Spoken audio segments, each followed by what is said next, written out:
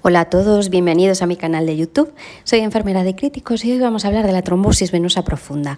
¿Qué es la trombosis venosa profunda? Pues no es más que la formación de un coágulo de sangre, al que también llamamos trombo, en una vena profunda, provocando la obstrucción total o parcial de esa vena. Cuando ese trombo se desprende de la vena, pasa a llamarse émbolo, y esta es una situación potencialmente grave porque puede desencadenar lo que ya todos conocemos como embolismo pulmonar. Vamos a ver a continuación factores de riesgo para que tengamos una trombosis venosa profunda. Tenemos la edad, mayores de 60 años, más factor de riesgo para esas trombosis, reposos prolongados, pacientes que están encamados debido a una cirugía, a una enfermedad, pacientes con parálisis, pacientes con movimientos limitados, incluso, por ejemplo, cuando nos colocan una férula de yeso. Ese sería un factor de riesgo también para una trombosis venosa profunda. Lesiones en la vena. ¿Cómo se lesiona una vena? Pues, por ejemplo, con una fractura, un daño muscular grave, una cirugía, sobre todo la cirugía abdominal, es factor de riesgo para tener una trombosis. El tabaquismo, la obesidad, el aumento de estrógenos que se produce cuando se toman las píldoras anticonceptivas, cuando hacemos una terapia hormonal sustitutiva después de la menopausia, en pacientes embarazadas incluso hasta 6 semanas después del parto. Enfermedades crónicas que puedan influir en el riesgo de tener una trombosis venosa profunda. Tenemos el cáncer y su tratamiento, enfermedades pulmonares, enfermedades cardíacas, la enfermedad inflamatoria intestinal, como es el Crohn o la colitis ulcerosa. Y luego, por último, estarían los antecedentes familiares, que si hemos tenido un pariente, un familiar que ha tenido una trombosis venosa profunda, un embolismo pulmonar, tenemos más factor de riesgo para que nosotros vayamos a tenerlo. Aquí vamos a poner la tríada de Virchow para echar un vistazo. La tríada de Virchow lo que nos describe son las 3 anomalías necesarias para la trombosis venosa, que serían el éstasis venoso, que es la disminución del flujo sanguíneo, la lesión endotelial o los daños en la pared de los vasos y, por último, la hipercoagulabilidad, tendencia de la sangre a coagularse. Síntomas que vemos en una trombosis venosa profunda. El edema, yo creo que es el que más nos impresiona, ¿no? Cuando nos entra un paciente en la consulta y vemos que tiene una pierna totalmente hinchada, el doble que la otra, muchas veces acompañada de fobia, enrojecimiento, dolor y una sensibilidad especial al tacto.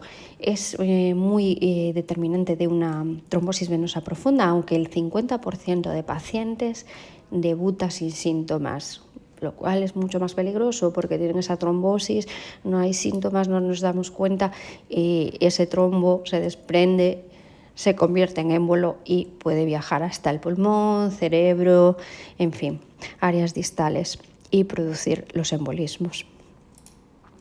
Tratamiento de la trombosis venosa profunda.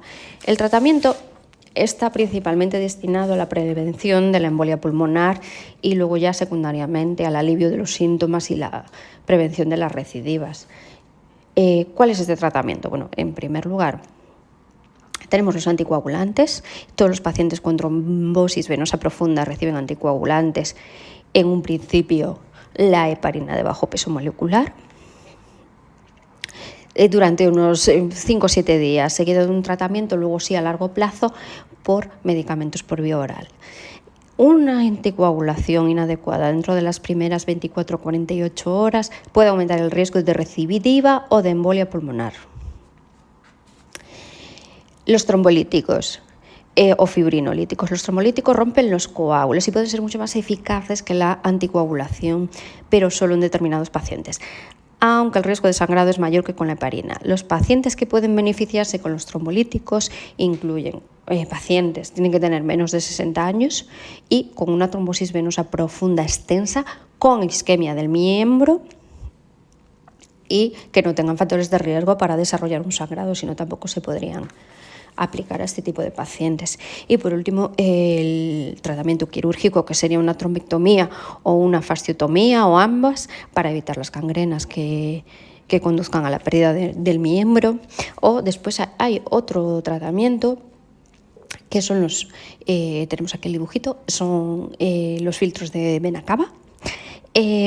Un filtro en vena cava inferior puede ayudar a prevenir la embolia pulmonar en pacientes con trombosis venosa profunda del miembro que tienen contraindicaciones para recibir terapia anticoagulante, o en pacientes con trombosis venosa profunda recidivantes a pesar de que están correctamente anticoagulados.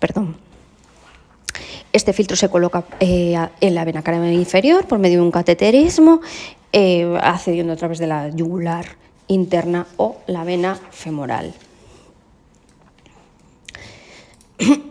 Complicaciones más frecuentes, como hemos venido recalcando durante todo el vídeo, la complicación más grave de la trombosis venosa profunda ocurre cuando una parte del coágulo se desprende y viaja por el torrente sanguíneo hasta los pulmones, causando un bloqueo llamado embolia pulmonar. Si el coágulo es pequeño, con un tratamiento adecuado, la persona se puede recuperar. Si el coágulo es grande, puede impedir que la sangre llegue a los pulmones y es mortal. Por eso es tan importante el diagnóstico precoz de esta trombosis venosa profunda o, en su caso, del tromboembolismo pulmonar.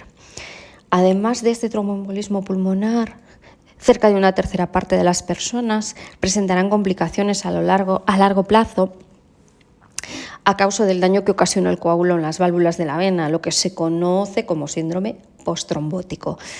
Las personas con síndrome postrombótico tienen síntomas como inflamación, dolor, decoloración y, en los casos graves, descamación o úlceras en la parte del cuerpo que se está viendo afectada. En algunos casos los síntomas pueden ser muy graves e incluso pueden causar discapacidad en esa persona, ¿vale? Y por último tenemos la cronificación, que tanto la trombosis venosa profunda como el embolismo pulmonar pueden cronificar y el paciente a lo largo de su vida ir presentándolos de forma repetitivas. Medidas preventivas de esta trombosis venosa profunda, pues eliminar el tabaco, el control de peso, el ejercicio físico. El ejercicio físico nos ayuda a controlar el peso y aparte nos favorece el retorno venoso. Si hay riesgos de trombosis venosa profunda, todos los que leímos con anterioridad, pedimos una consulta con el médico de atención primaria para las medidas de compresión graduada o los medicamentos anticoagulantes para prevenir la trombosis.